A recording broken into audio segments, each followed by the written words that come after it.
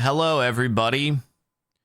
Since we last streamed, we had Oh My Josh with 40 months and Mighty the Elf with 34 months. Oh my, it's been 34 months. How time flies when we have such an amazing streamer for us to support. Much love. That's very nice of you to say. Yeah, I wish I was skateboarding into the sunset.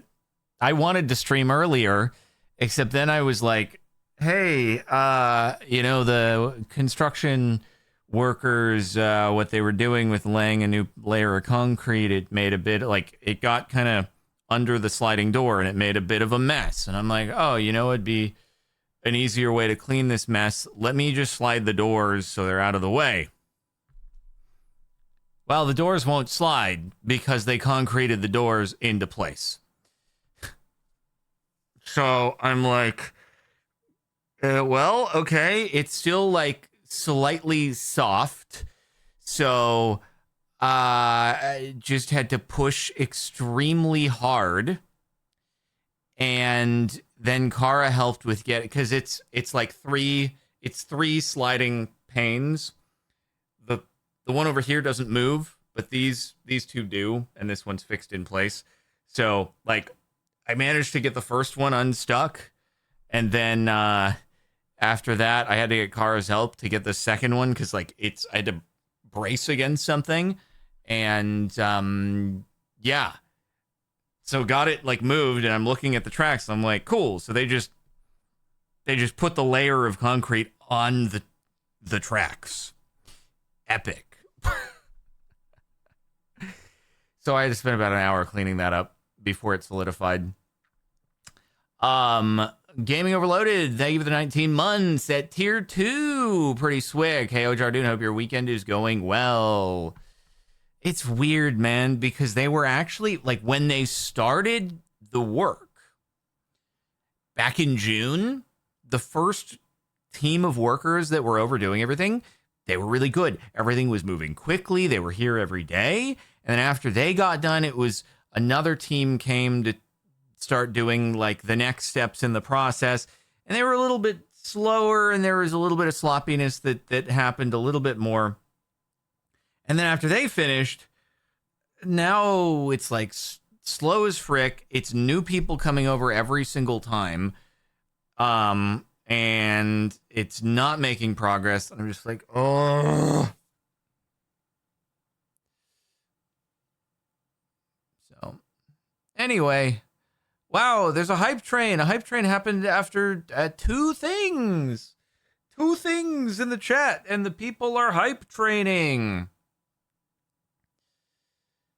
Yeah, I don't know, man. I don't know. I don't know how I have this luck or lack thereof. It's absolutely bizarre. Now my ear hurts. It's like I have an ingrown hair in my ear. What the heck, man? Dude, I can't wait to just get it all done. Sell the house.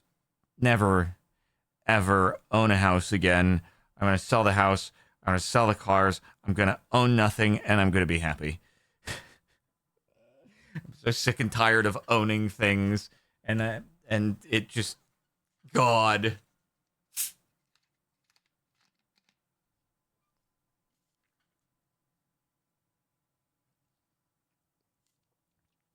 Is there no project manager on site?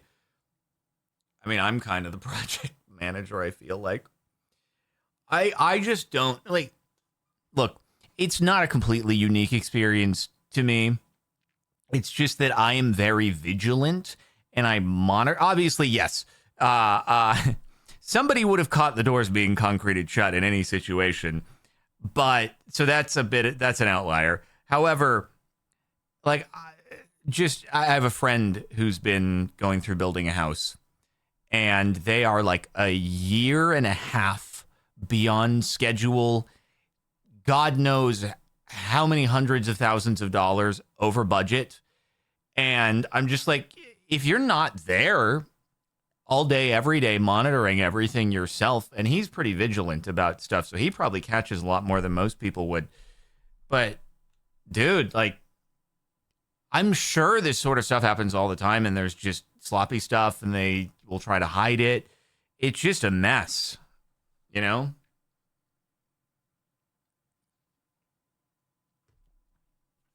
So, again, I think this is like pretty standard. I just notice it because I stay on top of things, and a lot of times construction is happening to a place that's not being lived in, whereas we're living here while this work is being done, so it's easier to stay on top of it because it's happening right outside the door. God. Never build a house. Or if you have and you had a better experience, then holy frick. May as well just hammer the nails in yourself, you know? Are you building a house? What's happening? No, just repairs. Repairs.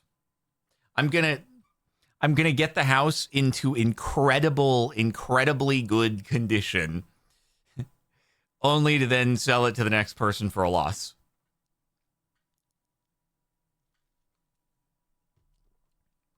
They'll get all the benefits of my meticulous attention to detail, and I will have paid for all of it for them. Big stonks. Yep.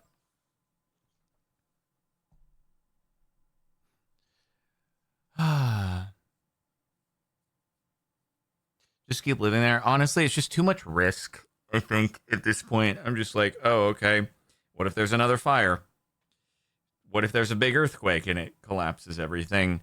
What if, there's a nonstop torrential arc storm scenario that happens and everything gets fricked up by water? Like, it can't flood, so to speak, but water still destroys everything. So it's just too much risk at this point. It's not worth the risk. Like, there's a big storm that's supposed to happen on Monday night, and I'm just like, my first response to seeing that is like, oh, this is stressful, and I don't like that. I don't want to see rain in the forecast, heavy rain in the forecast, and be like, oh God. Like, I should say in this case, like, actually, it'll be a good test to see if the waterproofing has worked, if the repairs have worked. So that's nice. But in general, it's still always like stressful, and that will be the case if I own a home, no matter what. So yeah. Ramby's Unicorn, thank you for the 37 months. How are you? I'm tired after unsticking my concreted door.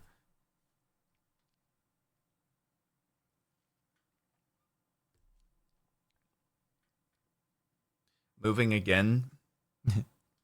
Likely. Play the Zillow guessing game for inspiration.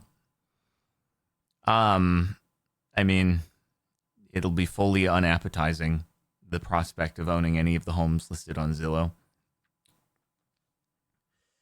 Yeah, so anyway, it's either I think we'd stay around here renting or just try to move to another country would be the two options.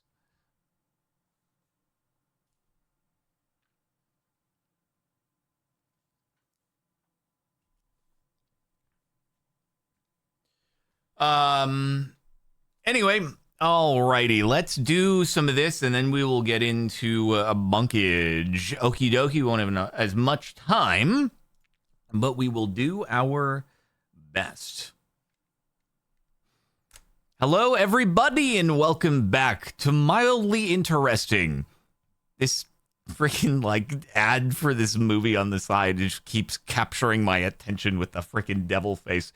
Anyway, starting off with number 19, my medicine cabinet has a discard slot for used razor blades. Would be, like, to see if a car moves, or to be like, you just got limed. Because this would probably happen. The car was parked there, and then someone put limes behind all the tires. And I'm wondering why. Comments had the answer. All right, let's look at the comments. I must screen the comments really quickly, though, to ensure that nothing inappropriate happens here.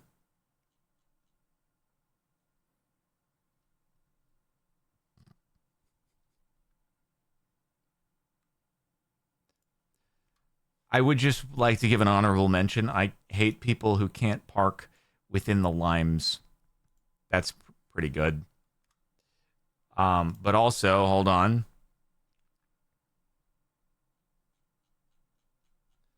Anybody at all?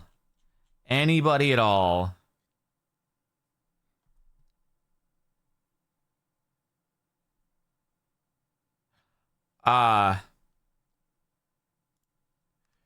Okay. Is this real? It's a superstition prevalent in Hindu culture, particularly in India. It's supposed to ward off bad luck, spirits, omens.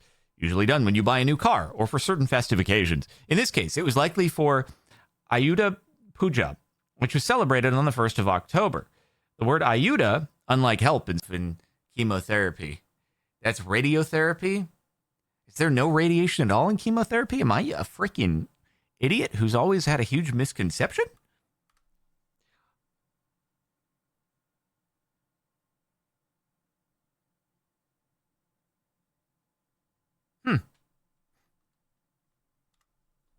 I'm an idiot.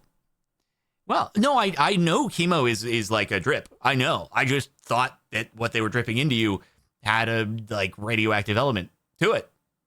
But I'm an idiot. The more you know. The more you know. So okie dokie. Gotcha. Answers in the comments. Once again, we got a lot of answers in the comments today. One memento. We'll just screen it really quickly.